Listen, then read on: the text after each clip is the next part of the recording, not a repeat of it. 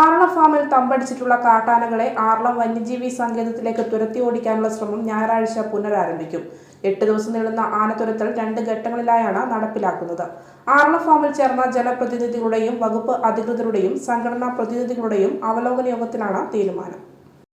ഞായറാഴ്ച മുതൽ 7 വരെയുള്ള ദിവസങ്ങളിൽ ആറളം ഫാം പുനരധിവാസ മേഖലയിലെ കാട്ടാനകളെ പൂർണ്ണമായും തുരത്തും. 2ാം ഘട്ടത്തിൽ 8 മുതലുള്ള 3 അവധി ദിവസങ്ങളിലായി ആറളം ഫാം കൃഷിയിടത്തിലെ കാട്ടാനകളെ തുരത്തും.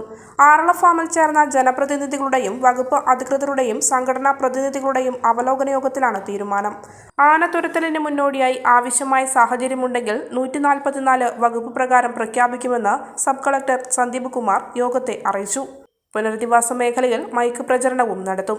ആദിവാസി പ്രൊമോട്ടർമാർ മുഖേനയും ജാഗ്രതാ നിർദ്ദേശം TRDM അധികൃതർ നൽകും.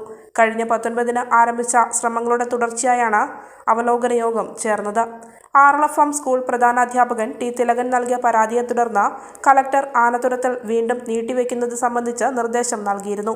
സ്കൂളിൽ പരീക്ഷ നടക്കുന്ന സാഹചര്യം കണക്കിലെടുത്താണ് പ്രധാനാധ്യാപകൻ ആശങ്ക അറിയിച്ചത്. ഇക്കാര്യം പരിഗണിച്ചാണ് പ്രധാന തുരത്തൽ അവധി ദിവസങ്ങളിലാക്കാനും ആദ്യഘട്ടം പുനരധിവാസ മേഖലയിലാക്കാനും അവലോകന യോഗം തീരുമാനിച്ചത്. ആംബുലൻസ് ഉൾപ്പെടെയുള്ള സംവിധാനങ്ങളുമായി ആരോഗ്യവകുപ്പിന്റെയും ആറളം ഫാം സ്കൂൾ വിദ്യാർത്ഥികൾക്ക് ഉൾപ്പെടെ സംരക്ഷണവും ഫാം റോഡിലെ ഗതാഗത നിയന്ത്രണം ഉൾപ്പെടെയുള്ള ചുമതലകൾ ഏറ്റെടുത്ത് പോലീസും ആനത്തുരത്തലിൽ പങ്കാളികളാകും. വനപാലകരും ഫാം സുരക്ഷാ ജീവനക്കാരും പ്രാദേശികമായി തിരഞ്ഞെടുക്കുന്ന ആളുകളും ഉൾപ്പെടെ 15 പേർ വീതമുള്ള 2 സംഘങ്ങളായാണ് ആനത്തുരത്തൽ നടത്തുക. വിവിധ വകുപ്പുകളിൽ നിന്നുള്ള ഉദ്യോഗസ്ഥരും ജീവനക്കാരും ഉൾപ്പെടുന്ന സംഘം തുരത്തൽ സംഘങ്ങൾക്ക് ആവശ്യമായ ക്രമീകരണങ്ങൾ ഒരുക്കിക്കൊടുക്കാൻ സ്ഥലത്ത് ക്യാമ്പ് ചെയ്യും.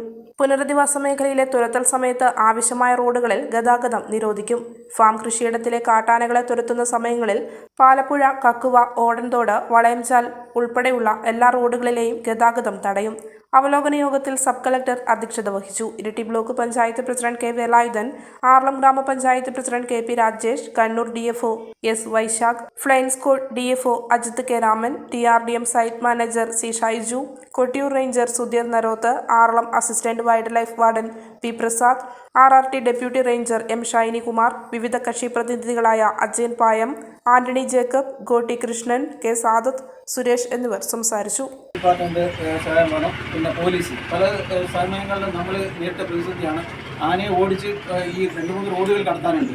റോഡുകൾ കടത്തി ആന റോഡിൻ്റെ പക്കത്ത് എത്തിക്കഴിഞ്ഞ് കഴിഞ്ഞാൽ അപ്പോൾ ഒരു വണ്ടിക്കാരന് അത്ര വലിയ തിരക്കായിരിക്കും. അപ്പം നമ്മളേതോ ഇൻസൾട്ട് ചെയ്യുന്ന രീതി നിങ്ങളെന്താക്കുന്നു പറഞ്ഞിട്ട് വണ്ടി എടുത്ത് പോകുന്നുണ്ട്. പക്ഷെ അവിടെ നമുക്ക് ലോ ആൻഡ് ഓർഡർ കീപ്പ് ചെയ്യാൻ പറ്റില്ല. അവിടെ പോലീസിൻ്റെ സഹായം എന്തായാലും വേണം. ഈ റോഡിൽ എവിടെ ബ്ലോക്ക് ചെയ്യുന്നോ ആ ബ്ലോക്ക് ചെയ്യുന്ന സ്ഥലത്ത് പോലീസിൻ്റെ സഹായം നിർബന്ധമാണ്.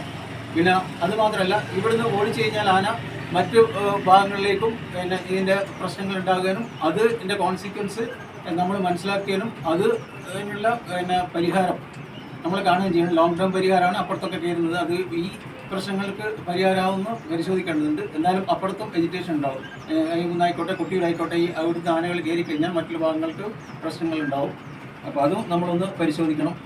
ഹോളിഡേ ആ സമയത്ത് നമുക്ക് ഫാംക്ക് മൊത്തം അത് 8-9 ക്യാമ്പ് ചെയ്യും. അതിന് മുൻപേ നിങ്ങൾ ഒരു പ്ലാൻ ആക്കി TRDM ക്ഷേത്രപത്ത് ആണ് അതോടാൻ നിങ്ങൾ പ്ലാൻ. പക്ഷെ ഇനി നമുക്ക് ഒരു പ്ലാൻ വേണം. അത് ഫോറസ്റ്റ് ഡിപ്പാർട്ട്മെന്റ് എങ്ങനെ ഉദ്ദേശിക്കുന്നു? ഓക്കെ, നിങ്ങളൊരു ഏതാണ്ട് സമയം എത്ര മണിക്ക് നമുക്ക് രാവിലെ ചെയ്യാം, രാവിലെ എത്ര മണിക്ക് സ്റ്റാർട്ട് ചെയ്യാം. ഓക്കെ, അതിനെല്ലാം ഒരു പ്രോഗ്രാം പ്ലാൻ തയ്യാറാക്കി അത് കിട്ടും, പ്ലാൻ കിട്ടും. അതിനുശേഷം ആ പ്ലാൻ പ്രകാരം നമുക്ക് 2-3 കാര്യമാണ്.